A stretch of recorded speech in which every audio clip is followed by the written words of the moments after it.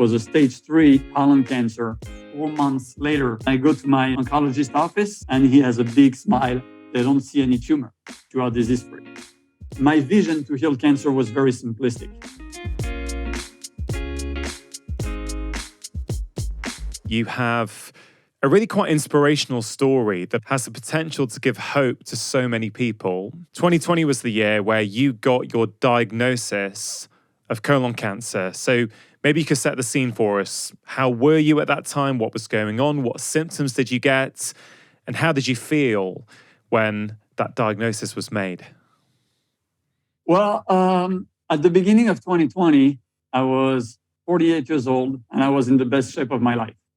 My entire life, I've had quite a healthy lifestyle. I was an athlete my entire life, practicing martial arts and boxing and different sports. But really, my 48th birthday, I've decided to really push it a little bit forward. And I was doing martial arts, boxing, parkour, CrossFit, not to the point of exhaustion, but I was very active. I was 70 kilos, which is a great weight for me. I was 9% body fat. I was in peak condition. And about 6 months before I was diagnosed, I started to have blood in my stool. And I started to have psoriasis. I had psoriasis before, it went away and came back. So I knew there was some kind of inflammation. I also knew that I had a family history of colon cancer. Both my dad and my grandfather died of it. So I should have been more aware. I should have been more worried. And looking back, I made a lot of stupid decisions. I've decided that somehow my lifestyle would protect me from my genetic background, and I didn't really pay attention. I thought it was just maybe an hemorrhoid or something like that, and I just decided to be a little bit more focused on my diet and basically ignoring it. And that was stupid because I would have probably caught the cancer at stage 1 or stage 2. Which would have been much easier for me in my fight against cancer. But I looked the other way. And after 6 months, I started to have some pain, really, really bad pain. I live in the US, so I was in South Carolina at the time. And I decided to go back to France and be tested. And boom, here came the diagnosis. And it was a stage 3, borderline stage 4 colon cancer. At the very low part of the colon and beginning of the rectum. And it was, apparently the tumor was on a nerve. So it was so painful. Some days I just wanted to die. It was so painful. Yeah. So here I am in France. My wife is in the US and I'm there with that diagnosis. And for 3 days, I freeze. I'm completely frozen. I don't know what to do. And the doctors, the oncologists in Paris keep pushing me, pressuring me, telling me, look, if you don't do something soon, you're going to die. With your family history, plus the location of the tumor, plus the size of the tumor was 10 centimeters. And they told me you have to start chemo right away. They prescribed between 12 and 24 sessions of chemo to start with, then about 6 months of radiation, and then surgery. After 3 days, I woke up and I thought, you know what? You've been studying martial arts, you've been studying health, you've been studying Chinese medicine for 40 years. You need to do something with that. So I decided to tell them, no, I'm not going to go your way for now. Went back to the US. And when I reached there, I went to another hospital here in South Carolina to confirm the diagnosis. They confirmed it. They confirmed the prognosis. And they told me, you got to start your chemo right now. And again, I meditated on it. I thought about it. I talked about it with my wife. And I've decided, no, I'm going to try to do something different. And in between the diagnosis in Paris and the one in South Carolina, I've read every possible scientific literature I could find on how to heal cancer naturally, what kind of food, what kind of diet could help, fasting, intermittent fasting, prolonged fasting. And I decided to put that to the test. So I started a 21-day water fast to see what happened before any treatment. So that was at the very beginning of the disease. And I've decided to not follow my oncologist's advice for now. I kept an open mind, but I wanted to try something else before. So that's basically how everything started. So I did a 21-day fast, water fast, with 2 or 3 times a week, a little bit of wheatgrass juice, fresh wheatgrass juice, just to give me a little boost, but mostly water. And at the end of that 21-day fast, the tumor was 50% smaller. It went from 10 centimeters to 5.5 centimeters without any medication, not even an aspirin, nothing. Now, this is really interesting. When your tumor went down in size, and presumably that was picked up, or you found that out presumably on a scan with your doctor, yes. What did your doctor say at that point? All right, so yeah, I did all the tests, blood work, PET scan, MRI when I was in Paris.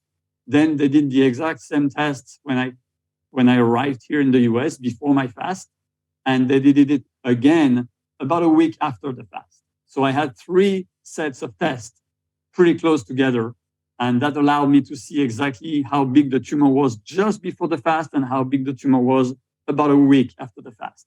And that's where I discovered it was 50% smaller. So the interesting thing is, one of the nurses at the oncologist hospital here in South Carolina, one of the nurses is a very good friend of mine. She was a friend of mine before the cancer. And she works in the department where I was tested. And she called me the day before I met with the oncologist after all the tests. And she told me, it's incredible, it's amazing. Your tumor went from 10 cm to 5.5. And I said, well, that's great. A few days after that, I have a meeting with my oncologist. The guy has my results in front of him, look at me and tell me, yeah, your fasting thing didn't really do much. We're going to keep going with the chemo. And in my head, I knew the tumor was 50% smaller, but that's not what the guy was telling me. And in retrospective, I don't think he lied to me. I don't think he was trying to sell me his chemo. What I think is, he was in his world. He had a blueprint, and he couldn't see past that blueprint. That's what I think. Yeah. And he didn't really tell me what my nurse friend told me. He just told me, yeah, it's a little smaller, but I mean, you're still in grave danger. We have to go ahead with the chemo. And I said, okay, let me, give me a few days to think about it. I went back home. But on my way home, I was thinking to myself, there's no way I'm doing something different. This works. Yeah. And of course, I'm not going to fast forever. But I went from 21-day fasting to intermittent fasting, 1 meal a day with a strict organic ketogenic diet. Yeah. I mean, so much to talk about, Fred. This seems like quite a key part of your story where you have actually tried to do something that you've researched, you felt was going to help you. You went and did that 21-day fast. The tumor has gone down from 10 centimeters to 5 centimeters. Okay, so that gives you the confidence that you're onto something here. I wonder what might have happened had the tumor not gone down. Let's say it had stayed at 10 centimeters, or had it gone up a little bit. Maybe it was 15 centimeters. Do you ever think about that? Do you ever, when you look back on your story, do you think, had that not happened, would you still have had that inner confidence that you actually did have? I never asked myself that question. It's the very first time I hear that question and I think about it. But no, I don't think so. I think if it hadn't worked, I would have probably followed the classical oncologist advice, regimen, protocol, whatever you want to call it. Yeah. I don't think that with those results, I would have the confidence to keep going and do what I did. Yeah. But to be very honest and transparent, when I tell the story, it sounds like a very positive and everything went up story, but it was like this. I mean, every day I told myself, no, I'm going to do chemo, and the next day, no, I don't want to do chemo, and the day after, yeah, I'm going to chemo. I mean, it was crazy. In my head, it was war, and emotional war, and I didn't know what to do, and I hesitated. And one day I wanted to do Western medicine, and the next day I wanted to do Chinese medicine, and the day after that I wanted to fast. was crazy in my head. Yeah. And it was really, really difficult to make a decision and to stick with it. Yeah. Really, really hard psychologically. I think that's fascinating to hear that, because as you say, it can be very easy now to look back on your story and go, oh, this happened. You decided to take an alternative route. You put your focus on it and you heal yourself. But as you say, it wasn't like that. It was conflict, emotional war, as you put it, of, do I really have that inner trust to keep going with what I think, or should I follow what the doctors are telling me? And, you know, I've studied your story, Fred, before this conversation, and this idea of self-belief, a self-knowing, a determination to follow what's inside of you rather than what you're potentially being told from people outside you. That kind of comes through a lot in your story for me, and I want to understand where that has come from.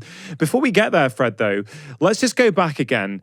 You said you were in good health. You've always practiced martial arts. You've always looked after yourself physically. You have this genetic history of colon cancer, which you kind of think, yeah, okay, but my lifestyle's great, so it's not going to affect me. And then the first symptom I think you said you had was blood in your stool.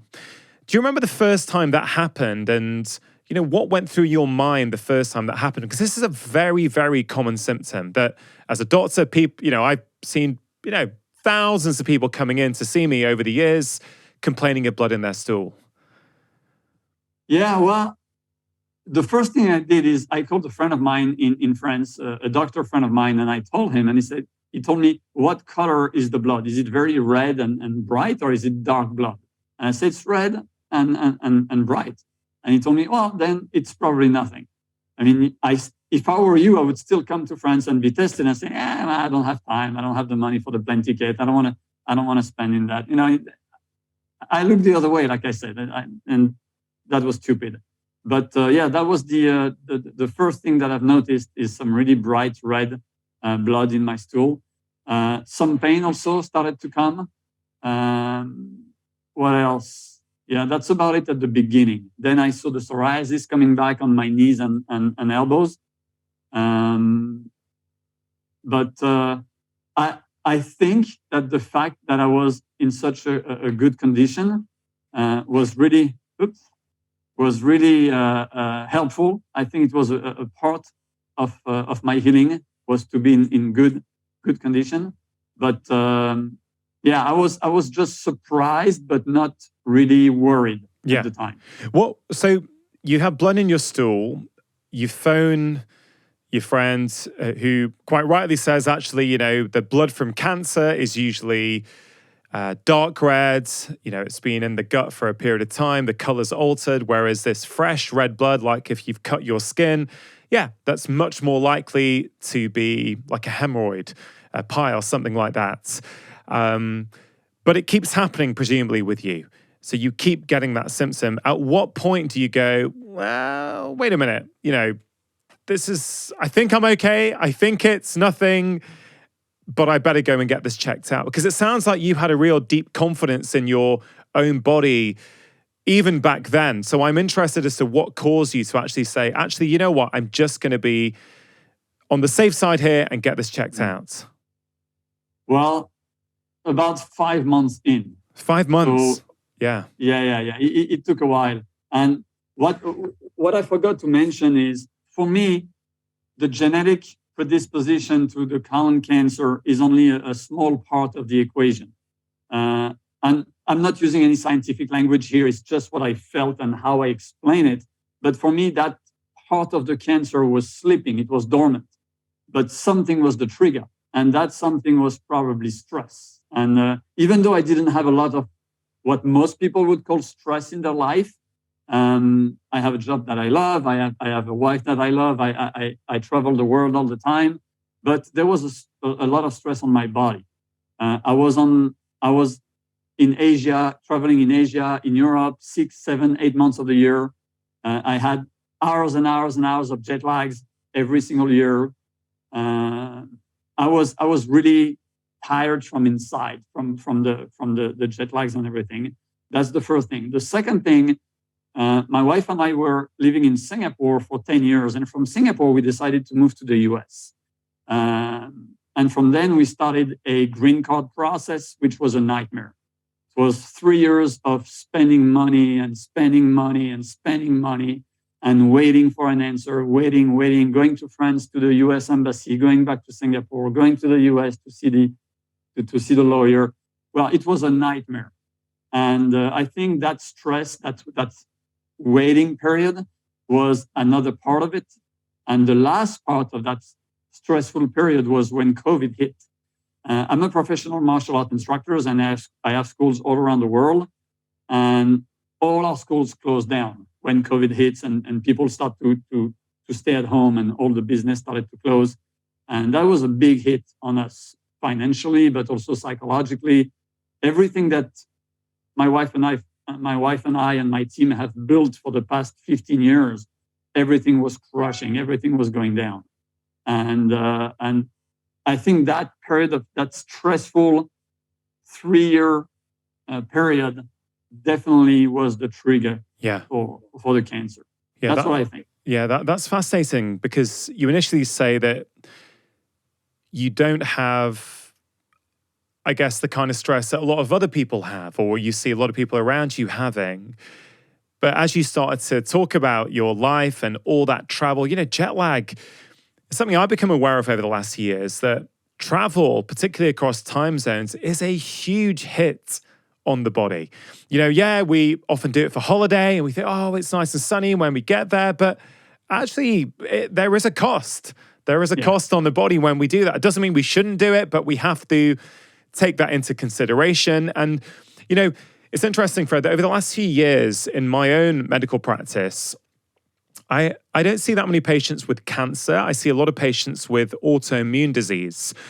And when I look at their history and I go through their whole life history, I would say over 90% of the time, if not over 95% of the time, in the few months prior to the diagnosis of their autoimmune disease, there has been some significant type of stress in their life, whether it's a divorce, a bereavement, a job loss, something significant. And again, all these diseases, whether it's autoimmune disease or cancer, are multifactorial. There's all kinds of things that actually drive them. And I'm not saying stress causes the autoimmune disease in these patients, but it certainly appears to be the trigger for many of them. And when I hear you explain your story of you actually getting symptoms, getting the diagnosis of cancer, it sounds like you're very much coming to that conclusion as well, that stress may not have been the sole cause, but it certainly was a significant trigger. Absolutely. Yeah. I'm convinced of it. And I talked with different doctors, regular doctors, MDs, oncologists, naturopath, and everybody kind of agreed that there's a root cause to cancer, a trigger, and a lot of things in between. And like you say, cancer is multifactorial, like most disease anyway. But when I realized that cancer was multifactorial, I thought to myself, healing must be too. And that's what I did, all the things that I did, and that we're probably going to discuss. Yeah, and that's what I love about the approach you took, actually. Before we get to that, Fred, let's go back. You have been bleeding from your back passage for a few months. After 5 months, you decide, I'm going to go and get this checked out. Tell me what happens then. You decide to get it checked out. What do they do? How long does it take to get the diagnosis? And tell me about that moment when you were actually told. What sort of emotions did you go through? It's a slap in the face, and there's not really a proper way, I think, to describe what someone can feel when they tell that person you have cancer, especially that I thought I was so healthy. I don't have any kind of metabolic disease. I was not obese. I never smoked. I never drink alcohol in my life. I don't drink coffee. I don't eat junk food. I've been doing intermittent fasting for 20 years. I eat mostly organic. That was my life before the cancer. So it was almost a surprise. And only after my brain went to my family history, and okay, well, maybe. But I do first set of tests They take my blood, they do an MRI, then a PET scan. And then, I'm in the doctor's office, I'm in the oncologist office, and he tells me it's a colorectal cancer, stage 3, you're borderline stage 4. We have to move fast. We have to move very fast. You're really at risk. Yeah, and for people who are not aware, stage 3 is pretty advanced. Stage 3 is when it's not just in the colon, it's gone to the lymph nodes as well. Stage 4 is when it's gone to other organs. So you being told you're on the border between stage 3 and stage 4, I mean, that's pretty advanced. Yeah. The doctors were quite alarmists. And it's funny because even though someone who has cancer or potentially has cancer has to be diagnosed, obviously you need to know what you have. If you don't know, you don't do anything. If you don't do anything, you're going to die. But there's also something that is connected to the diagnosis. There's some kind of, there are the symptoms from the actual disease, and there are the symptoms from the diagnosis. That's how I felt it. And the day I knew I had cancer, the pain went up almost 100%. Mm-hmm. If I was on a scale of 1 to 10, if I was at 5 of pain, the next day after my diagnosis, I was at 10. So I don't know if it's psychological or if the tumor actually moved a little bit that very day because of the stress and the tension and press against the nerve a little more. I don't know. It may be a little bit of both, but everything was worse the moment I knew I had cancer. Yeah, that's so fascinating to hear. I mean, we know chronic pain has multiple triggers. You know, we know that your emotional state can hugely influence your perception of pain. I'm not talking about cancer here specifically, just in terms of chronic pain. That's why, things like meditation and deep breathing and all kinds of practices can reduce people's perception of pain because it changes the physiology in the body. It changes all kinds of things. And of course, we'll never know what caused that pain to go up so much when you got that diagnosis. But that idea that there are symptoms from the cancer, but there were also symptoms of the diagnosis as a medical doctor, that's really, really fascinating to me. Yeah, that was definitely very obvious in my life. Yeah. So you get given the diagnosis, and as you say, it's a slap in the face. Tell us about that process when you are literally faced with your own mortality. I'm guessing for maybe the first time in your life? Mm-hmm. Yeah. Well, I had to call my wife and tell her. Of course, it was very, very hard for her to hear. I was at my mom's place in Paris at the time. So it was only me and my mom. My mom is very strong. She's a rock. So she didn't blink. She said, "Oh, don't worry, everything's gonna be fine." She's 75 years old and she just crossed the entire country of France by foot by herself. Oh wow! She's in perfect health. She's a mental and physical warrior. So I'm glad I was not with someone who panicked and stressed me out even more than I was. Yeah. But basically, for 3 days after the diagnosis, I froze. Like I told you at the beginning, I didn't eat, not because I wanted to fast, but because I wasn't hungry. I was in my bed. I was completely lethargic, and I just didn't know what to do. I was frozen. After 3 days, I knew that state could last forever until I die. So I kicked myself in the butt, and I told myself 3 things. Number 1, this cancer is not going to kill me. Number 2, what doesn't kill you makes you stronger. And number 3, may food be Thai medicine. Those were the 3 sentences, the 3 things that I told myself the day I woke up, which was day number 4. And from there, I've decided that I would do anything to save my life. And the number 1 was knowledge. To me, knowledge was the key. And I was not convinced that my oncologist knew everything, was completely up to date, and has the mind open enough to look into other protocols than the one that he's been learning and doing for the past 4 years. So that's where I start reading Professor Thomas Siegfried's work, Professor Maurice Israel in France, all those great biologists, not doctors, biologists, who have looked into cancer their entire life. And I've discovered that there are few things that I could do. Fasting was one of it. Intermittent fasting. They were all very big on the ketogenic diet. Of course, stress reduction. So resting, breathing, meditation, Tai Chi. And there's so many things that I did. And I just wanted to find as many ways to attack that cancer from as many angles as possible. That was my goal. My idea was that if cancer was a ball, I wanted to hit that ball from any possible angles, psychologically, emotionally, physiologically, physically, everything I could think about, I've learned about, and I applied it. Yeah. Would you say that on that fourth day, you just woke up feeling different? You had 3 days of fear, of worry, of feeling down.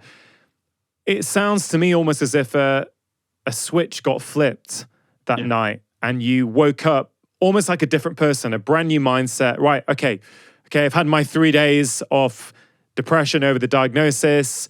That's not going to help me right now. Come on, Fred, kick into gear. Apply what you've learned, apply what you've been teaching other people in martial arts. That's very much how it sounds to me. Would you say that's accurate? That's exactly what happened. It's like I woke up, maybe not a different person, but I woke up without the filter of fear, the glasses of fear in front of my eyes. And what you said is exactly what I told myself. You've been teaching that your entire life. You've been training your entire life for a physical fight that might never come, but the inner fight is here, and it's time to do something about it. I couldn't say that I was super positive and super dynamic and energized, but in my head, the fight has started, and I was ready for it. Yeah. One thing that I can't shake in my head as I hear your story, Fred, is it's almost this double-edged sword where I think the journey you went on and the healing which you have had now is incredibly inspirational, will give hope to so many people. But at the same time, I have this nagging thought in my head that, yeah, but you were already really, really healthy. People will hear that part, Fred, and go, yeah, you were already eating well, practicing intermittent fasting, doing breath work, doing martial arts, right? You were already doing all that stuff, and then yet you still got colon cancer. So help me understand that a little bit. Were there things now with hindsight that you weren't doing? Clearly, you've mentioned there was a 2 to 3 year period of high stress, okay? And sometimes stress is unavoidable in life for many of us, depending on where we live. But with hindsight, were there some things that you could have done differently? And how did your lifestyle, when you decided you're going to get better from this cancer, how was that different from before? Because as you say, before, you were already really, really healthy. Yeah. And that's a question I get a lot. What's the difference between everything you did before and everything you did during to heal yourself? And the best answer I can come up with is compounding. Before, once a year, I would do a 3-day fast. Intermittent fasting pretty much every day. I did some keto when I wanted to get on a cut and get rid of some body fat, but it was not religious. I'm a big pizza fan. I'm a big Italian food fan. So my diet was always healthy, never junk food or processed food or anything like that.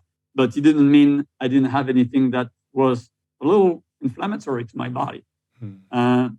I practiced Tai Chi, but I was doing it, once a week. Meditation, I used to do it every day. And as the time passed, it became once a week or 2 or 3 times a week.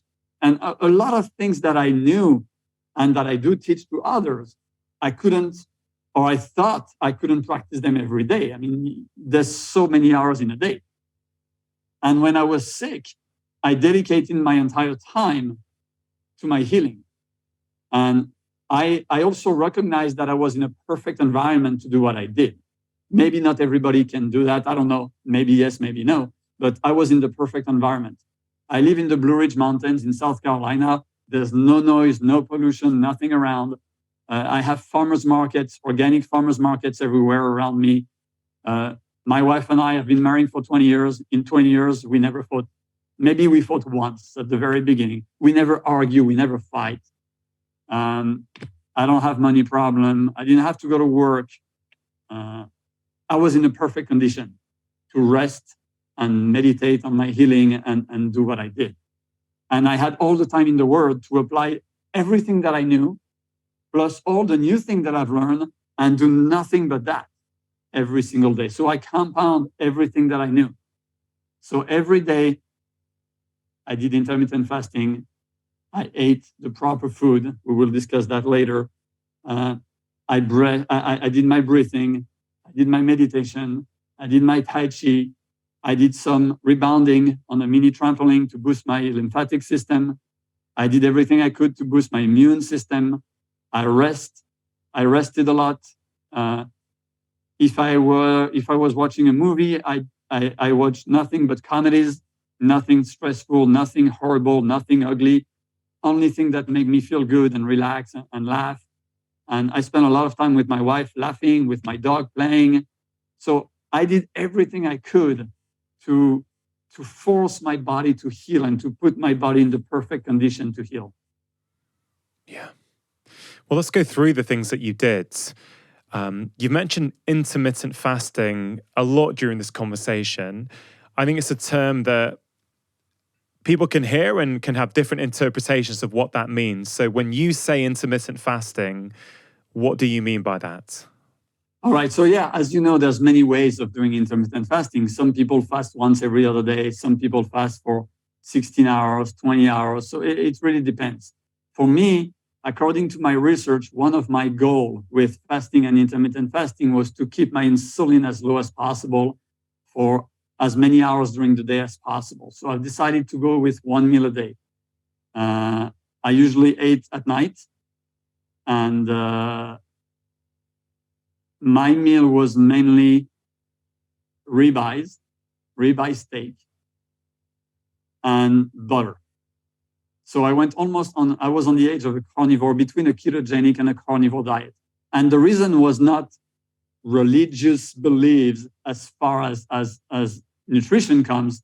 It was not something completely written in stone. It was simply because those two things, fat and beef, were the only thing I could take. Everything else, and 5 minutes after my meal, I would be on the floor crying because of the pain. I couldn't have anything with fiber. Fiber would kill me. So no vegetables, no fruits, because I've decided to go with zero sugar, so not even fruits. And I'm not saying those things are not healthy and good for you, and I have them now again. But at the time, I was on a zero fiber, zero sugar diet. Where was the pain? When you were getting the pain, where was that? Exactly where the tumor was. Right. At the higher part of the rectum and the lower part of the colon. So anything with fiber, you would suddenly get this excruciating pain. Oh, yeah. So you then, of course, what you have to do is find nutritious food to eat that's not causing you pain, which sounds completely reasonable, right? Yeah. So I went on something close to the carnivore diet with beef, but I always went for the highest quality I could afford. So organic, grass-fed, grass-finished, pastured, free-range beef. That's what I go for.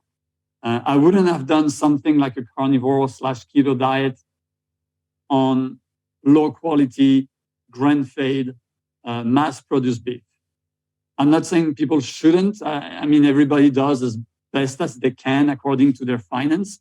But I was lucky enough to be able to afford the best quality beef, and that's what I did. So ribeyes, the perfect combination for me between protein and fat. Organs, especially beef liver and bone broth.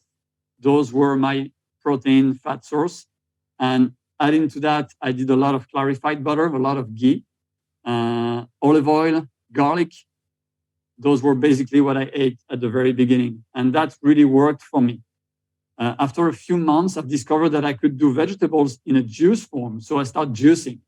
I bought a cold press juicer, and I pressed seasonal vegetables, and that worked also very well for me. So I half of my healing period, I did carnivore diet, and the other half, a strict ketogenic diet with meat, organ, bone broth, good fats such as avocado, olive oil, ghee, butter, and some vegetable juice.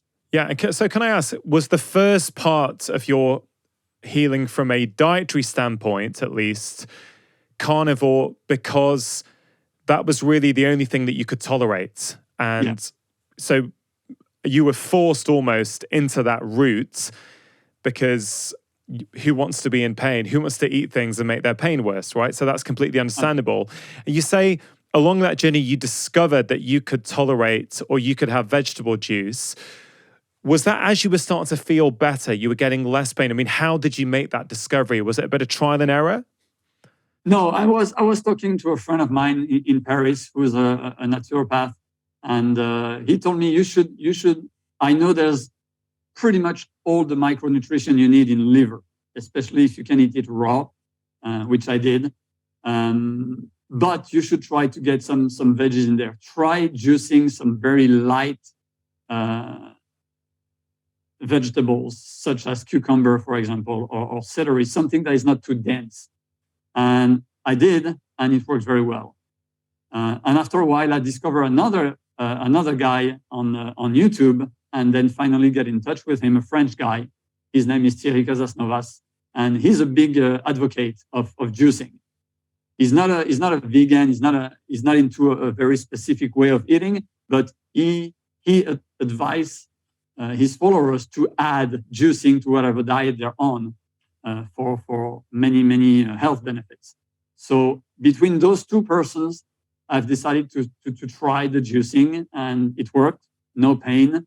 I felt that I could get tons of micronutrition and antioxidants into my body with that. So I added the juice. After about a month and a half into carnivore, I started to add the vegetable juice, and it worked very well for me. So you were tolerating the vegetable juice, no pain, but were you starting to feel anything else? A bit more energy, a bit more vitality? I mean, was there anything else that you're starting to notice as you bring in the vegetables?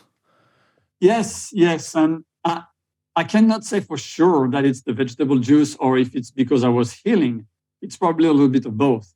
But yes, I felt a little bit more energy when I mixed beef liver, bone broth, and vegetable juice, definitely. Yeah. And before I forget, one of the reasons why I'm talking about beef is because anything else than meat was making me feel pain. But when I had pork or chicken or duck, I felt tired. I felt exhausted. It's like my body didn't get enough macro and micronutrition. So continuing my studies, I've discovered the work of Paul Saladino and Sean Baker and all those guys who talk about carnivore.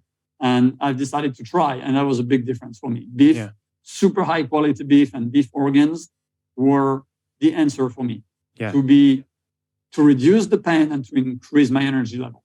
Yeah, there's a couple of things for me that come up as I hear you speak. One of them, which comes up really, really strong, is that you were very much in touch with your body, with your feelings, what was working, what wasn't working. Now, yes, you had advanced cancer, you had a very powerful reason to actually become in touch. But zooming out from cancer for a moment, one of the things I observe a lot across society and in my patient population is that a lot of people have just lost touch with, when I eat these sorts of foods, I feel like this. When I have a lot of sugar, I feel tired afterwards. When I don't have breakfast and I have 14 hours between meals, I have more energy. That kind of basic knowledge of what we're doing and how we're feeling, I kind of feel for whatever reason, people are losing the ability to do that, whereas you were totally dialed in with that. So that was the first thing I wanted to comment on. Would you agree with that? Yeah, absolutely. And I think my martial art training has a lot to do with that. And I'm 50 years old today. I started martial arts 45 years ago. So that's a long time of practice. I traveled all over the world for martial arts. I lived in Asia for many years. I went to China, Japan, the Philippines, Singapore, Indonesia, India, everywhere I could travel for martial arts, traditional medicine, and Asian spirituality in the world, I went. So I think that really helped me to trust two things: my feeling, my inner feeling, and my intuition. And that really helped me make some decisions for my healing and for the path I was going to follow for my healing. Yeah. Even though, like I mentioned before, it was not that easy. That's just an easy way for me to explain what happened, but there was a lot of ups and downs. Yeah, that makes a lot of sense. I'll come back to that. The second thing I wanted to just comment on, and I think as a medical doctor, I have to say this, that what you're describing and the path that you took is certainly not the standard of care. That is not what Western medicine typically would recommend. It's not what most oncologists would advise. Having said that, I think hearing stories like yours, Fred, is really, really important because the medical profession does not know everything. There are countless stories in all kinds of conditions of patients like you deciding to take different routes to the one being prescribed by their doctor. Doesn't mean they always work. The orthodox path doesn't always work either. Yeah. I know many people who've been saved by chemo, and I know many people who died with chemo. Exactly. I totally agree. And again, this is not pro-Western medicine or anti-Western medicine. This, for me, I want to have a conversation with you because I find your story incredibly inspirational and I want to unpick it and learn, what did you do, Fred? How did you, in 4 months, from the evidence on the scans, get rid of your cancer? I mean, that is incredible because no one would tell you that. Most doctors would not think that's possible. So, yeah, I just wanted to make sure that I'd put that out there because I think it's important to say that. Martial arts, that fascinates me.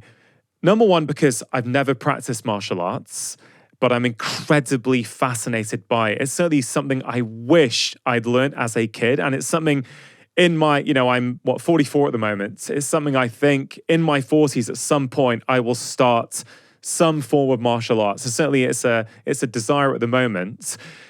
For someone who's never practiced martial arts, could you explain to me what martial arts are and why does a lifelong history of practicing martial arts in many ways set you up in a really good way to fight this cancer? All right. So what martial arts are? Do you have another 3 or 4 hours? You ready for that? I would love to. Hopefully face-to-face next time. So martial arts, from what we know, every human societies, as they evolve, develop some kind of fighting abilities and some kind of fighting methods. But martial arts, as we understand it today, which is a mix of fighting skills and a philosophy that goes with it, apparently originated in India. From India, moved to China, from China to the Okinawan island, and from there to Japan, and spread out all over Asia. But martial arts are basically, it's a method of fighting abilities and skills mixed with a certain philosophy. And depending on the country, depending on the time in history, depending on the location, the philosophy would be different. It's a path. We call it the way of the warrior. And the way of the warrior is not necessarily he who goes to war, but he who has the ability to stop the war. The Chinese character for martial arts, Wushu, the first Chinese character, Wu, means he who can stop a spear. So it's not he who can fight or he who can kill with one fist. It's he who can stop a spear. Therefore, he who can stop a conflict with his ability to speak, his philosophy, his ability to negotiate, or eventually his ability to fight. And martial arts nowadays are the children of those warrior arts of the past, the offspring, we could say. Yeah. And different martial arts use different tools. You can use a sword, you can use sticks, you can use your hands, you can box, you can be on the floor, you can be standing up, but they all have something in common, which is to use the strength of your opponent against himself and to use some kind of a philosophy to nourish yourself and not only learn how to fight. It's very easy to teach someone how to punch someone else. I mean, I can do that in 5 minutes. But learning the martial art entirely with its philosophy and its values, that takes a lifetime. It's very different. It sounds like you applied that martial arts mindset to actually this fight. Yeah, absolutely. And that was the only fight for me in my life. Even though I had to use my martial arts a few times in my life to defend myself on the street, I was a competitor. So, I fought in martial art competition all around the world. I was on the ring in Thailand, in China, but those were nothing. It's a physical fight. It's a game. You know the other guy is not going to kill you. It's never fun to be punched or kicked, but it's a game. We play martial arts. But when you want to apply everything you've learned through the martial arts to save your life, really, especially from an invisible opponent, which in this case was a cancer, it's another story. Yeah. And I believe that the strength and the discipline that I've learned from martial arts definitely helped me. When I said that I did a 21-day fast, even though it's not unusual in the scientific literature, a lot of people tell me I could never do that. And what I tell them is, if your life depended on it, you could. Trust me. It's a completely different story when you fast just to try it or as a prevention or to stay healthy or to lose a few pounds. And if you fast because you hope it's going to save your life. Yeah. So it's a completely different story. But that being said, the martial arts philosophy, like I said again, the discipline, the structure, the values, the ability to start something and finish it and not look right and left until it's finished. That's something that I've learned from martial arts, and I definitely applied it in my healing. Yes. How did you decide on a 21-day fast? It's very specific. You got the diagnosis when you'd woken up that day and you decided, right, you had these 3 things in your mind, right? These are your 3 core principles with which you were going to actually, fight for your health, basically. What was it that you had read? And I know it's probably an accumulation of many different things that led you to go, actually, it's going to be 21 days, not 7 days, not 3 days, not 14 days, not 22 days. It's going to be 21 days. Was there something specific that led you to that conclusion? Yes. Few things.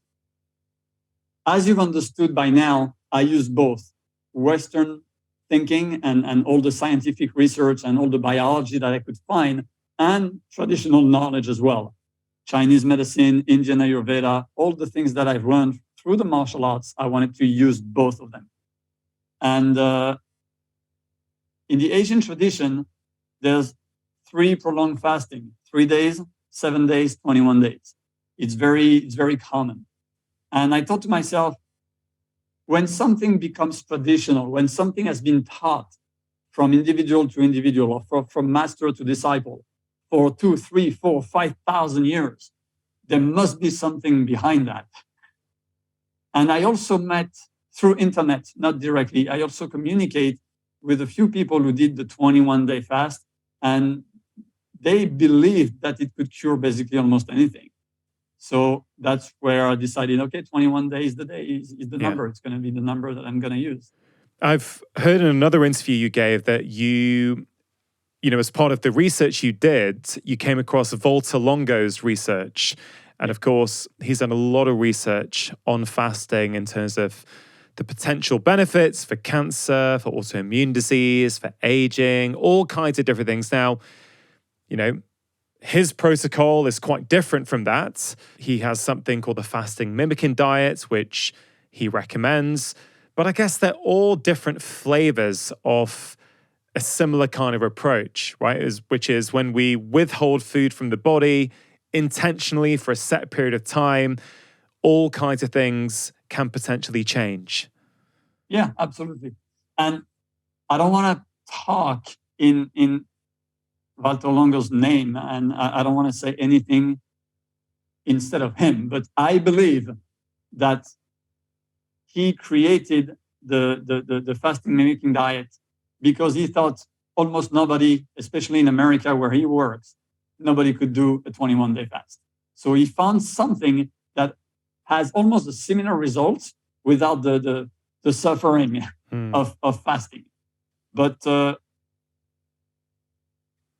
I think full fasting, prolonged fasting will have faster results than a mimicking diet, a fasting mimicking diet. And again, I don't want to talk in his name. It's just what I think. But anyway, I discovered this research after my 21-day fast.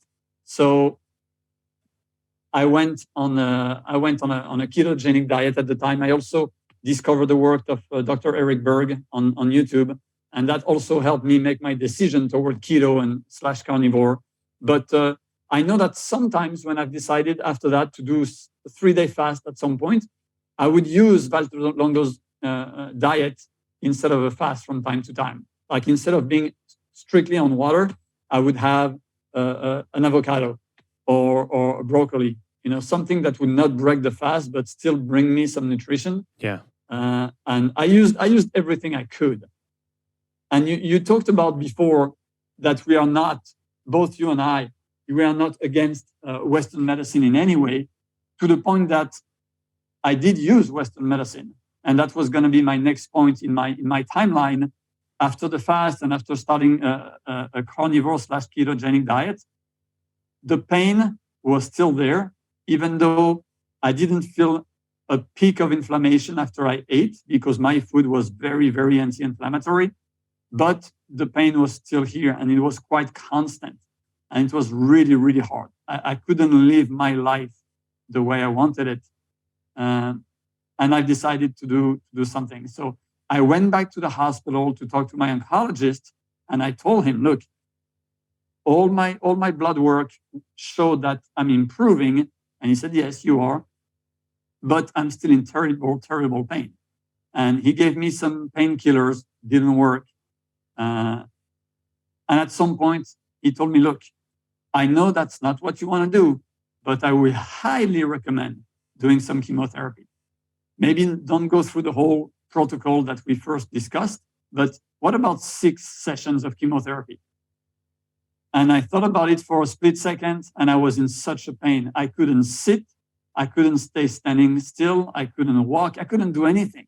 And I told him, okay, let's do it. So I did a first session of chemo, a second, a third, and after the third, the pain was completely gone. And I told my oncologist, okay, I stop. I'm at a point where I had the benefits of Western medicine. I had the benefits of chemo. My pain is gone. I feel much better. But I feel inside my body that if I go more, I'm going to poison myself.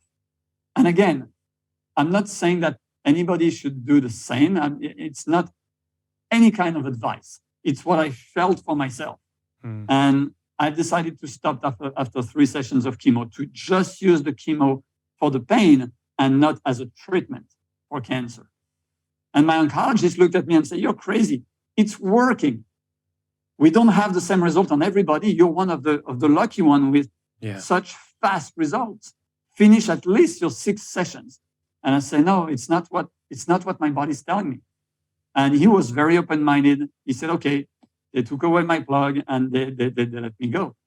And he was a very nice, open-minded gentleman. And he kept following me after that, even though I didn't do almost anything that he told me to do. He kept taking my blood and doing MRI every few months and following me. So I'm very thankful for that. And I'm very thankful for Western medicine. For me, Western medicine is a symptomatic medicine. It treats the symptoms, not the cause. But oh my God, how good it is when it treats the symptom and you're not suffering again. Yeah. So I'm not throwing it away. I'm not trying to say, look at me, I'm so tough. I didn't use Western medicine. I did it all natural. No, I took everything I could that could help me save my life and feel better. And there was no kind of racism against any kind of medicine. Yeah. I took everything that I could.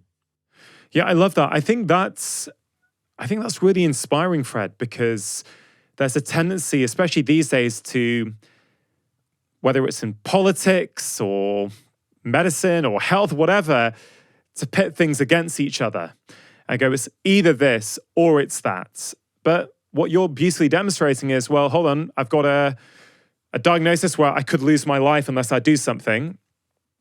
I'm going to take a bit of this, bit of that, bit of this, bit of that.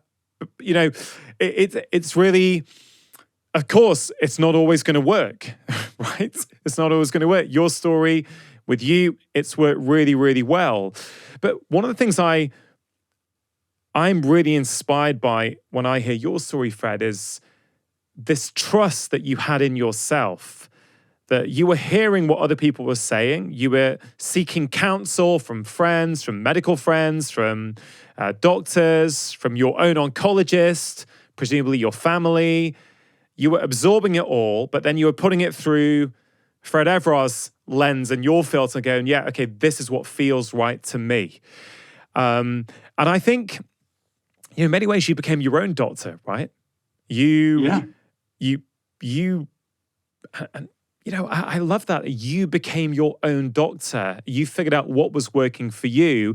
As we said at the start of this conversation, the first glimpse you had into, I think I'm onto something here, is when you do the 21-day fast and your tumor shrinks in size. Okay, so that sounds like quite a key moment.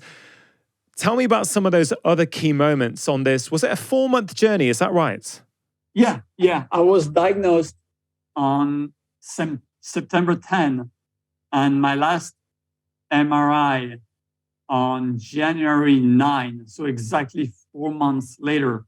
That is quick. So 4 months is not long. Cancer-free. Yeah, that's what they told me. I didn't know at the time. I mean, I've never studied anything about cancer. I didn't know how long it took. It's only after, when I talked to some of the people that I've met that also were cancer survivor and did the whole, chemotherapy, radiation, and surgery. And they told me, it took about 2 years. So when were some of these other moments? After 21 days, you get a shrinkage in the tumor. When was the next time you saw evidence that, yeah, I'm onto something, this is going down, this is working? So I'm diagnosed in September. I do my fast late September, early October. And early November, the pain is at its peak. Yeah. My weight is at its lowest.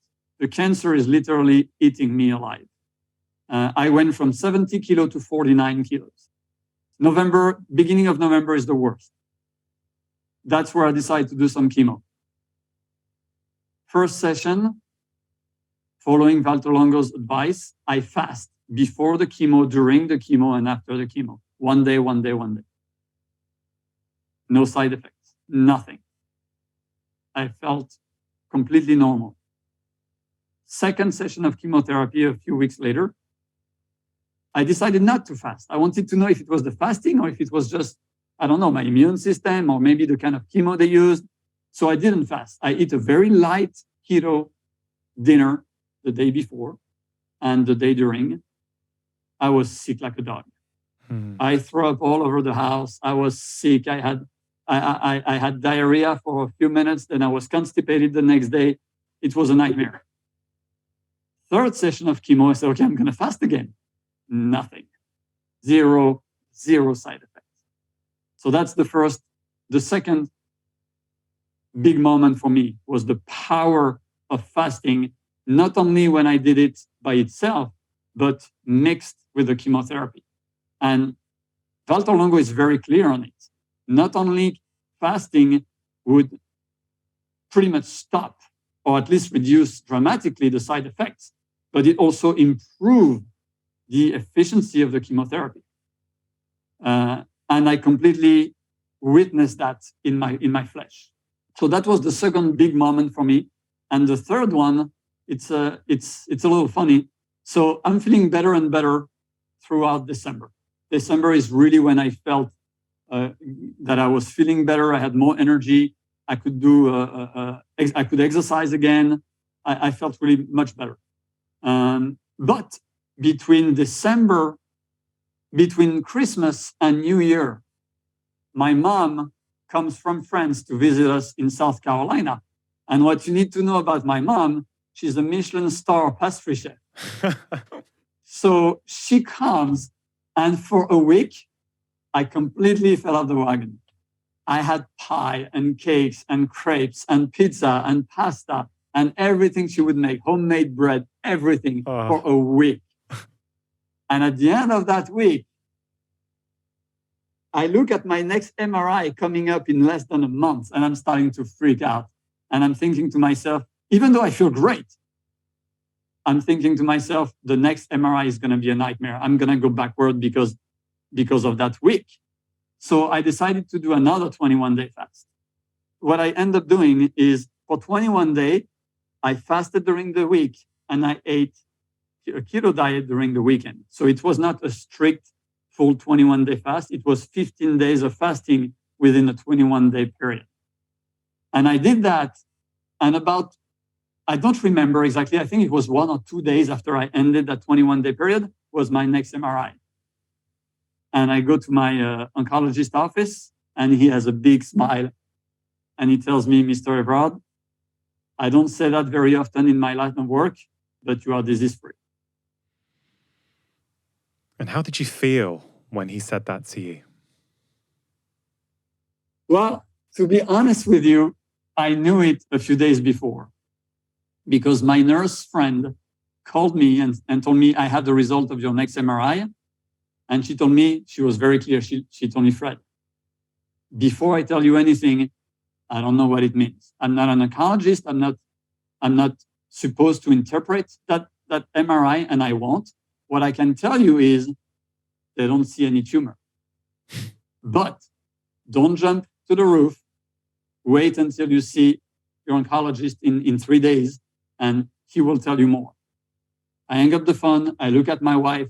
I start crying, and I tell her I think I'm cancer free. And of course, we hugged and cried and jumped, and even to this day, it's still very emotional. But of course, I wanted to make sure, and I waited 3 days later to see the oncologist, and he confirmed the result of the MRI. The tumor was gone. Yeah, I mean, I feel emotional just hearing that moment where you said that your oncologist said, Fred, you're disease-free. That's incredible. That's what every patient wants to hear. It's what every doctor wants to tell their patients. That's really quite wonderful. It's interesting when I think about your story over those 4 months, because people will be listening to this from lots of different perspectives. Some people, I'm guessing, will be inspired and go, wow, that's incredible. I want to use elements of that in my own life. Or a friend of mine has got cancer. I want them to hear this conversation in case there's anything in there that helps inspire them, right? But some people, I'm sure, will be quite skeptical as well. And I'm sure you face this, Fred, yourself. Has anyone said to you, well, it was those 3 sessions of chemo, nothing to do with the fasting, nothing to do with your diets. You took Western medicine, you took those 3 sessions. That's what cured you. I mean, has that come up at all since you told your story? Yeah. That's not the most common comment, but I've heard it a few times. And my answer is very simple. Thanks God for chemotherapy then. I don't care what healed me. Yeah. And like I said, I have no kind of I don't find a proper word in English, so I use the word racism against any kind of medicine treatment. And I'm thankful to Western medicine because it took my pain away. My belief in my core, and after talking with my oncologist, he clearly told me 3 sessions is not enough. You got to keep going. That's not going to heal you.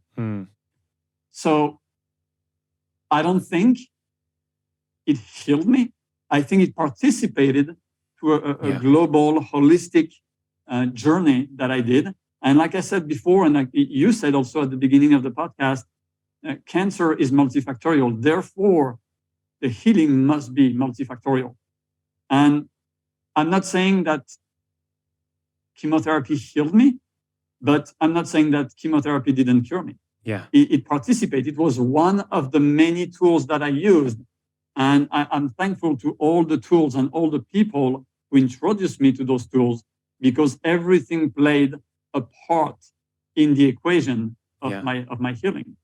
You know, I see most chronic diseases as thresholds, that enough inputs have gone on, whether it be genetics, diet, stress, sleep deprivation, lack of movement over a period of time, that pushes you over a certain threshold where you then start to demonstrate symptoms of a particular disease. And then in order to reverse that, if you can, or certainly halt it, we also need to then tackle multiple areas to actually get you under that threshold where that disease is no longer being expressed. That's quite a simplistic way of looking at it, but genuinely, 21 years in now to my medical career, I honestly think that holds true. I can just think of so many people, so many patients where that really has been their story. And I think your story, Fred, beautifully illustrates that. We don't know what it was. Maybe it was 20% fasting, 10% your diet, 10% your breath work, 20% chemo. Who knows, right? If the combination got you under that threshold. And then the next question for me on that then is, do you think a different approach might work for somebody else? I.e., you got to do enough things to get you underneath that threshold. Well, maybe someone else can go really deep on breath work. Now, I know you did that, so we can talk about that. Or maybe they can change to an organic plant-based diet, for example. I'm trying to make this as inclusive a conversation as possible. I know how divisive diet is with people. And I know there are stories of people healing from cancer where they have gone to, heavy juicing, more plant-based approach. But I've also known multiple. I know someone who their brain tumor has gone down significantly on keto, right? So I'm hearing all this. I'm very open-minded. And I go, well, there's all kinds of approaches that seem to be working for different people in different cases. Yeah. So I'm interested in your perspective there, having been through this. But also the one thing I think that your story has, and it's this thing I talk about a lot on the podcast, Fred, agency. I think you mentioned at the start, there's the symptoms of the diagnosis. Just hearing you've got cancer, it strikes fear. Oh, what can I do? Doctor, tell me, what do I need to do? What will you do to heal me? And I've said many times, as doctors, we have to give our patients agency, no matter what the condition is. That patient has to feel that there's something that they can do to influence the outcome. Doesn't mean they won't take treatment. Whether it's someone's going on, autoimmune medication, changing their diet is still going to help. Getting 8 hours of sleep a night is still going to help, right? And so, I'm really passionate about this idea that we've got to give patients agency. I'm not sure if the medical profession gave you agency or whether it's something you just had for yourself, but I kind of feel that you could have had a different combination of things. And I wonder whether you would have still got the same result because of this kind of deep inner self-belief. I definitely think that there's more than one way to climb a mountain, for sure. And I was a vegetarian for 10 years, some times ago. So I have nothing against a plant-based diet. And it was not the right diet for me. And I think, is it because the specific location of my tumor, or is it because of colon cancer in general? But what I know is fiber is when fiber are basically cleansing a healthy colon, it puts an inflamed colon on fire. Mm-hmm. So a plant-based diet was absolutely not an option for me. My vision to heal cancer was very simplistic. Less toxins in, more toxins out, period. And as many micronutrition and antioxidants as possible inside my body. I think someone can do it through a plant-based diet. I couldn't. So where do I get that nutrition? Where do I get those anti-inflammatory effects? Where do I get all that micronutrition that I need? And my research led me to very high quality, organic, free range, 100% grass-fed beef and organs. But I think there's more than one option. And if someone has, liver cancer, for example, or any cancer where fiber would not be an inflammatory factor, I don't see a reason why any healthy diet, which brings as little toxins in as possible, helps you to release the toxins out, and brings a lot of micronutrition, I don't see why something else wouldn't work. And I would believe that a raw diet, a healthy vegetarian diet, a well-constructed vegan diet, a paleo diet, a keto diet, a carnivore diet, as long as it's as healthy as possible, as high quality food as you can find, I believe it would work. Yeah.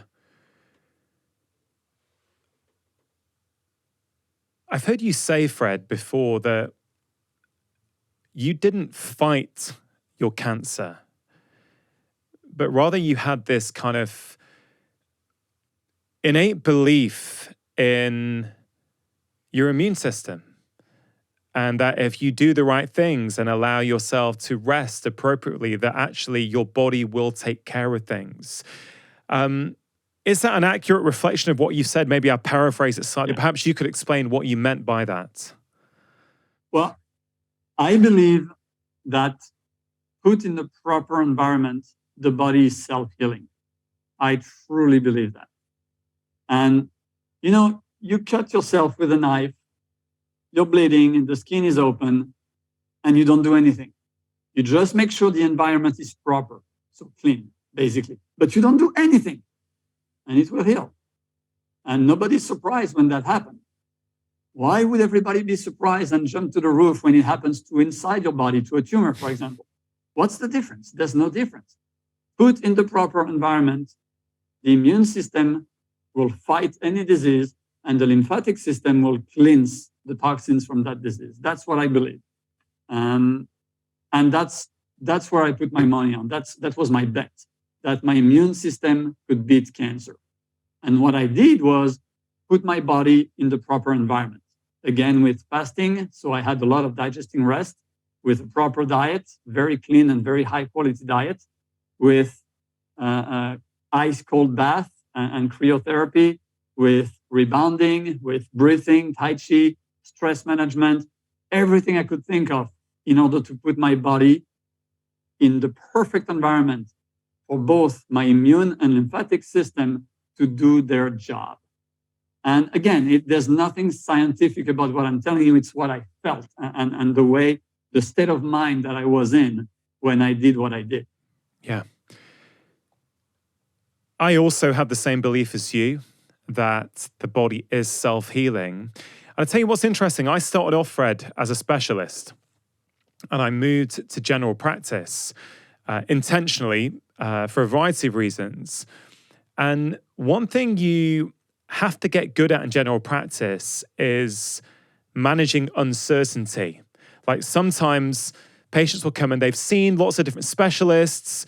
The symptoms doesn't fit into that particular bucket for that specialist, so they send you back to your GP, right? So you have these vague symptoms that no specialist wants because, oh no, it's not my thing, go somewhere else, right? This is very, very common.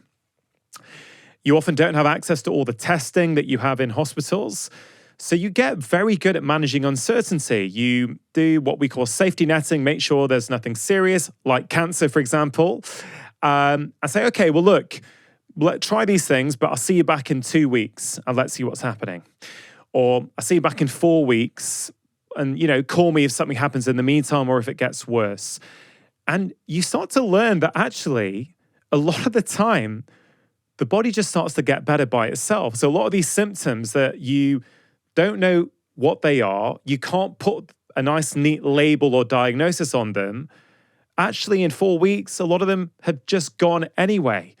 And, over a long career, that kind of gets embedded in your brain and you think, well, there's a lot there that the body is doing that we can't necessarily give a name to. And I love this idea that if you put it in the correct environment, and that's the thing you did, right, Fred? You, as you say, you were lucky enough to have the finances, the support, the resources to go to this organic diet, to devote basically your life to staying alive. That's effectively what you did, right? You didn't go to work. You literally devoted your waking hours to actually, how do I stay alive? Perhaps you could walk us through a sample day. When you were right in the middle of this, tell me what would happen. You would wake up at what time and what would you do sequentially through the day? Well, I usually wake up around 6:30. I'm an early guy. So the first thing I would do was my breathing when I'm still in bed. So I'm done with it. Then what does that look like? What does that look like? Deep breathing exercise, trying to use full lungs capacity. We have many exercises like this in martial arts, where you start to breathe in with the belly area, the lower part of your lungs, then the higher part, then the side, then the back. So instead of breathing, if this is my nose and this is my butt and my lungs are here, most people only breathe with the upper frontal part of the lungs. Everything is blocked at the diaphragm. But you learn in the martial arts and other arts like singing, for example, you learn to use the full front capacity and then the side and then the back of the lungs. Mm-hmm. And use at the end, use full lungs capacity when you breathe. So that's something I did for, 5-10 minutes every morning. Then I would sit down and do my meditation. Then after that, I'd wake up. I get up, and one of the things that I refuse to do is to act, think, and look like a sick person. So it would have been very easy for me to get up, go to the couch, shower once in a while, not shaving because, who cares? But no, every single day I shaved, I brushed my hair, I took my shower, I made my bed. I did everything like someone who was about to have a normal day. And out of respect for my wife, also, I didn't want to look like I was already dead.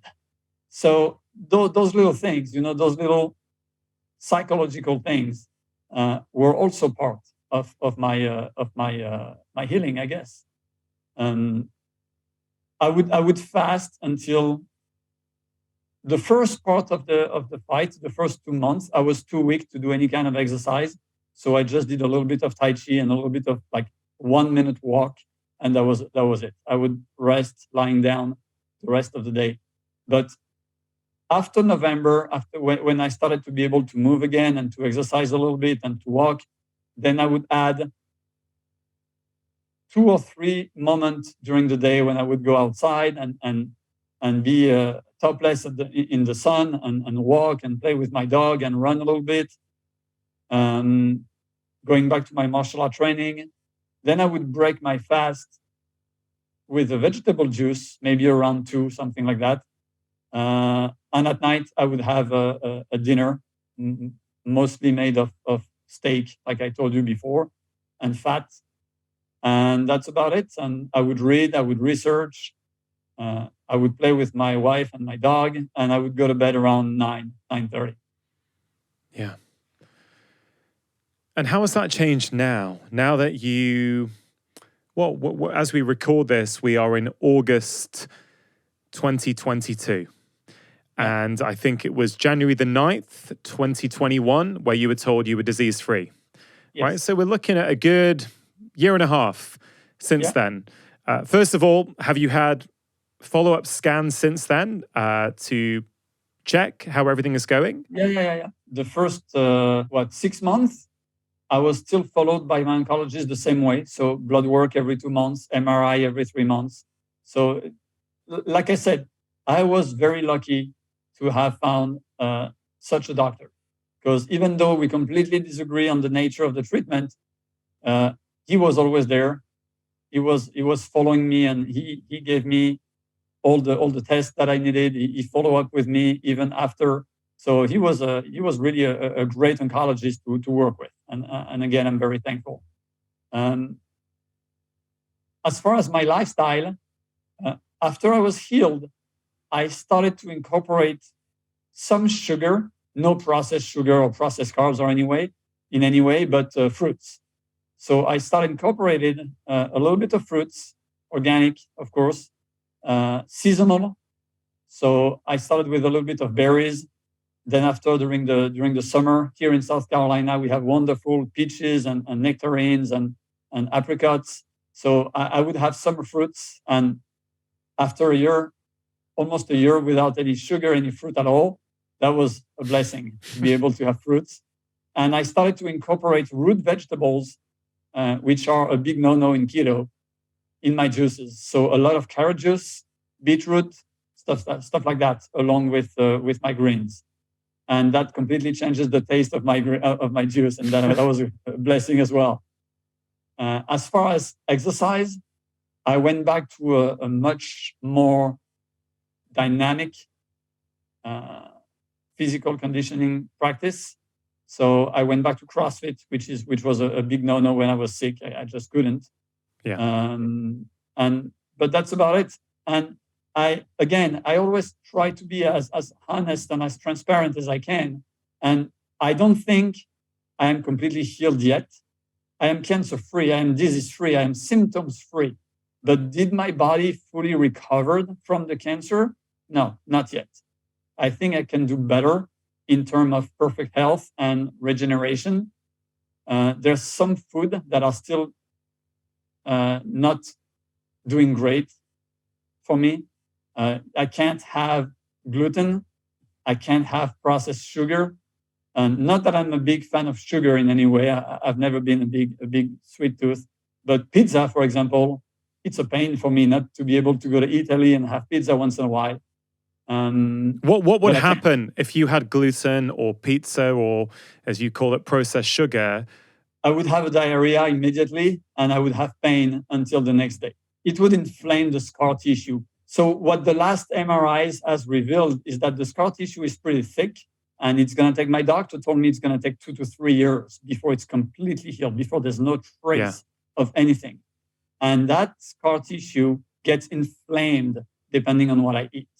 So if I had like a cake or a pie, or if I had a pizza, I would feel it immediately. Nothing compared to when I had cancer, of course, but I could feel the inflammation where the scar tissue is. So that's why I don't consider myself completely healed. And maybe my vision of healing is a little bit, my standard is a little bit higher than most people, I don't know. But for me, being symptoms-free is not enough. Being tumor-free is not enough. I want to thrive. I want top-notch health. I want complete regeneration. Like, I want to be better than what I was before the cancer. And at the moment, I'm 90% to where I was before. I still have to be careful to that what kind of food I eat, but I want to be 110%. I want to be 120%. I want to be better now that I'm 50 than I was when I was 48. And I want my body to completely regenerate. And it's still a work in progress. If we look back 2.5 years ago, before you had the diagnosis, before you had any symptoms, you're getting on with your life, you're teaching martial arts, you're traveling the world, you're paying attention to your diet, you're moving regularly, you're looking after yourself as much as you can. But of course, you've got a very busy job, a demanding job. This sounds like many people I see, right? They're really trying their best to do things, but there are certain things. There's work stress, there's kind of life stress that's going on in the background.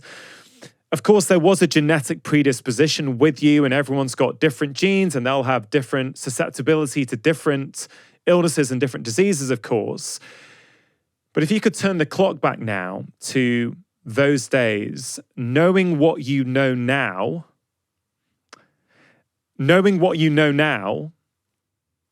would you do anything differently?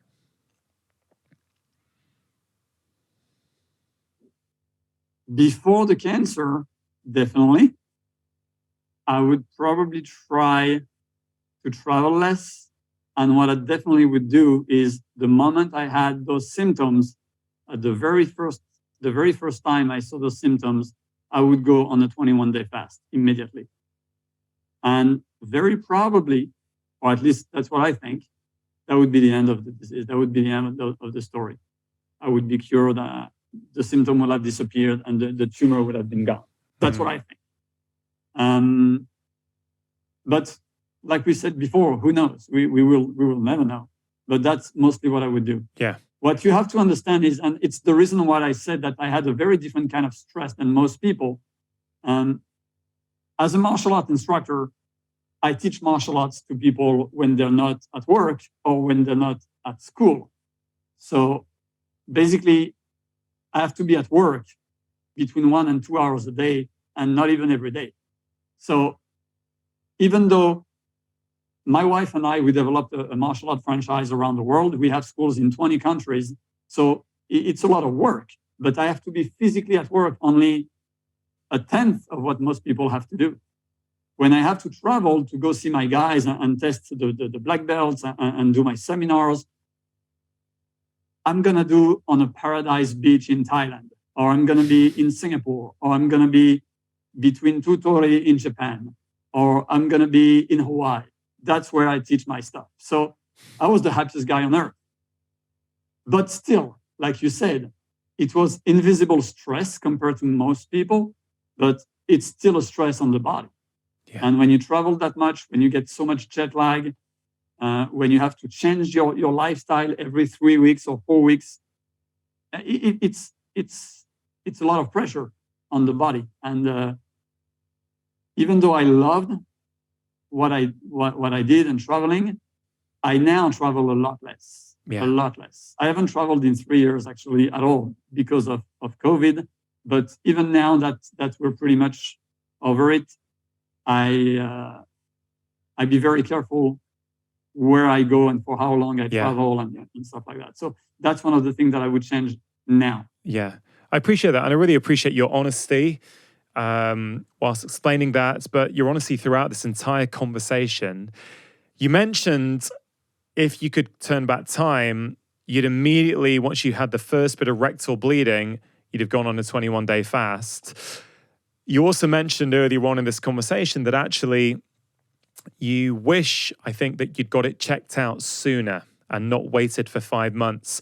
And this is a very important point for me to highlight because people often delay going in to see their doctor to get things checked out. Men are very well known for this. For, the common thing you often get with a guy, it's a bit of a cliche, but I mean, it's happened throughout my entire career. Oh, sorry to bother you, doc. My wife told me I should come in and see you about this thing.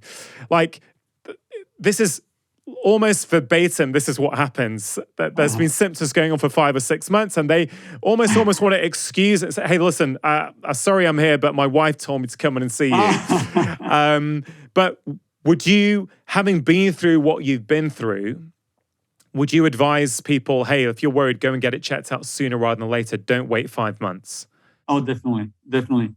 If there's not a lot of things that I regret in my life, one of them definitely is not to have been diagnosed when I was stage 1. And yeah, it's one of the things that I would change definitely in a heartbeat is the moment I had blood in my stool and the moment I felt a little discomfort, I would have go and get tested for sure. And like I told you at the very beginning, if I would have been diagnosed of a stage 1 colon cancer instead of a stage 3, my life would have been so much easier. And I'm convinced that I would have beat it in 21 days.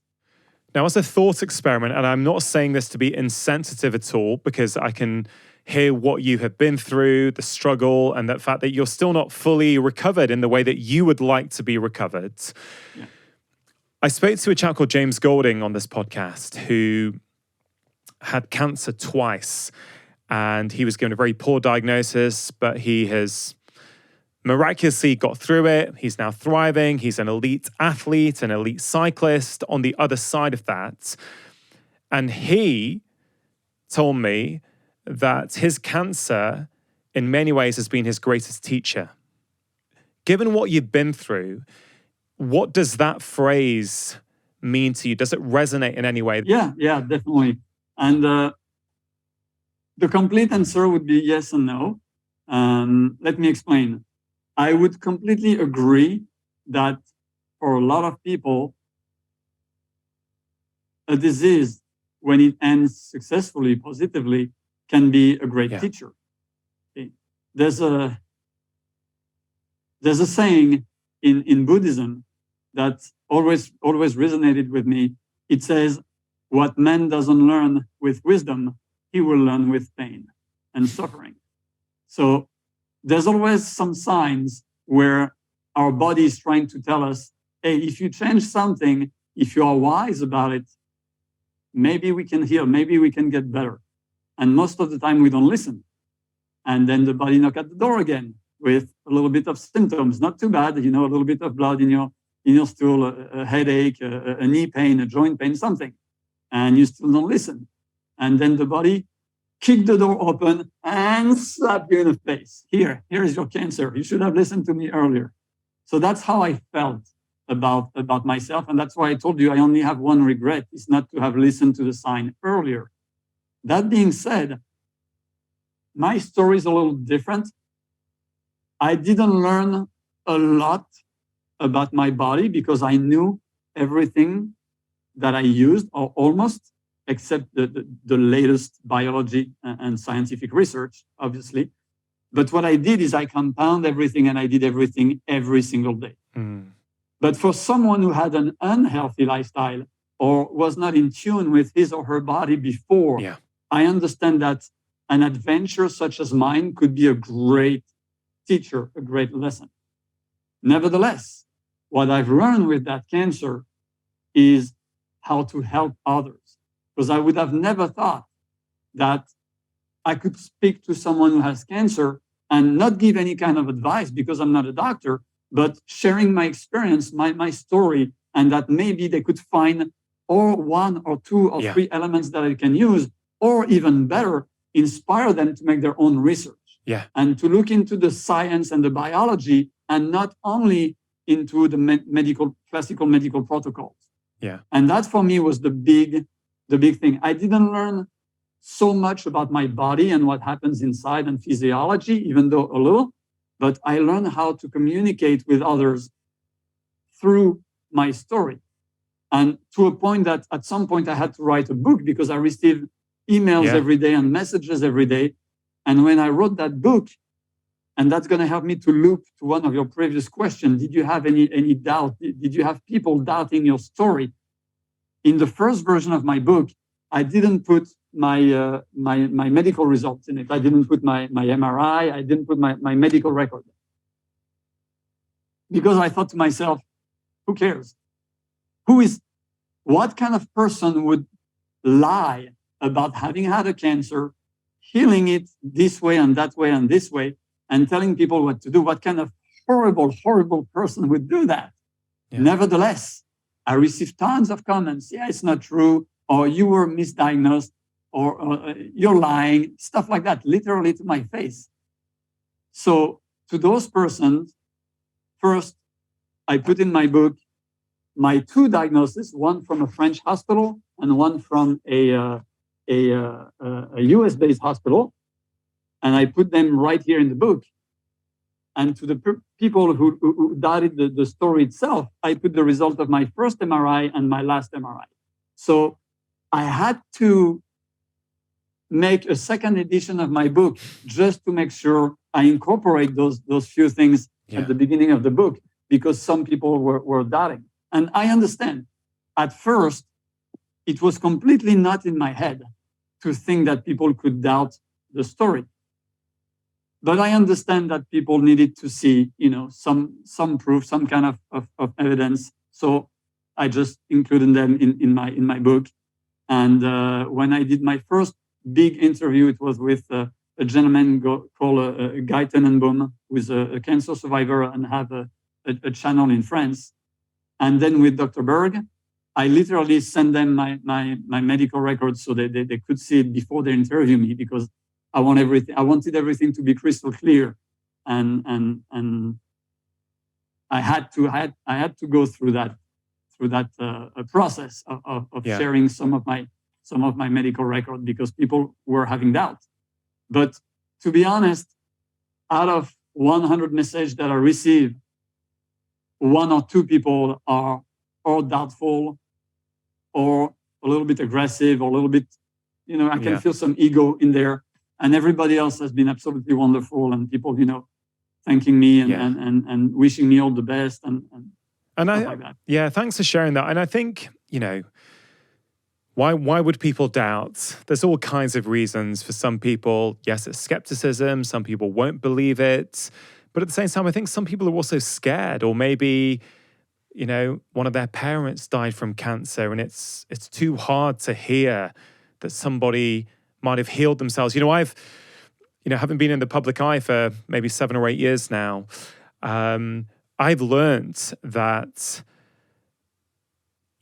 there's a very complex relationship people have with illness, depending on their own experiences. And sometimes hearing a healing story from someone else can be incredibly triggering for them.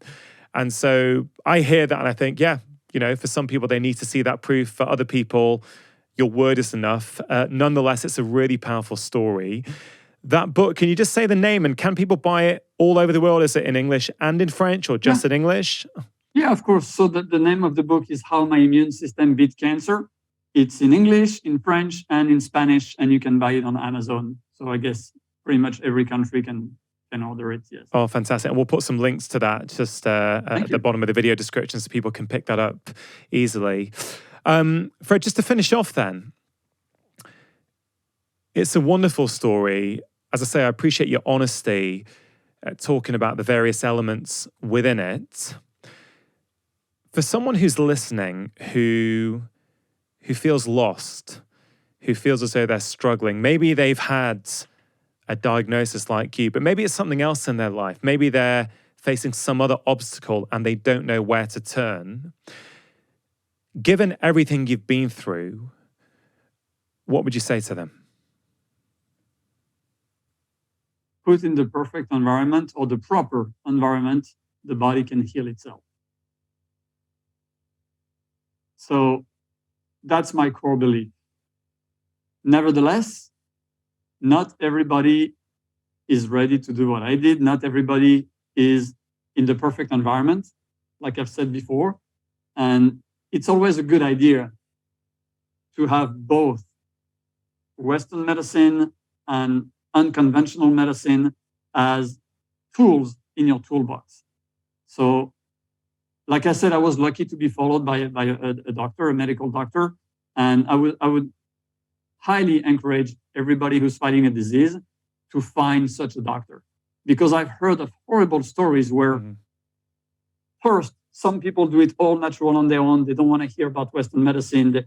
They're from the 70s or something, and they don't want to hear about it, and they end up dying because they didn't know anything about physiology and how the body works.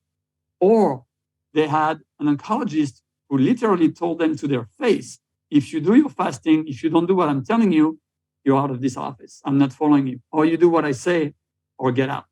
And both are horrible. Yeah. You have to find a way, and you have to find a doctor who will help you and give you hope and support your decision while making sure you're not killing yourself and you're not doing anything wrong. And I know myself that if one of my blood work would have told me you're doing something stupid, I would have stopped one of the things that I was doing. For example, if after the fast, I didn't have the results that I had, like you said, and if my blood work as far as vitamin and minerals were catastrophic, I would have stopped fasting and I would have done something else. Yeah. So you have to find someone in the medical world or in the scientific world to help you make your decisions. That's what I think. Well, Fred, I'm glad you found that open-minded doctor. I'm delighted that you are disease-free. You no longer have cancer in your body. And this extra 5-10% of recovery you're looking for, I have no doubts that you're going to get it from your mindset, from your viewpoint, from the way you look at the world. Good luck with that. Thank you for coming on the show. And I hope we get the chance to talk again soon. Absolutely. Thank you for having me. If you enjoyed that conversation, I think you are really going to enjoy this one on how we can use food to heal our bodies. As we sit down every day to make a decision about what we eat, or we go to the store to buy some food, we need to realize whatever we put into our body is either going to take our health down or build our health back up.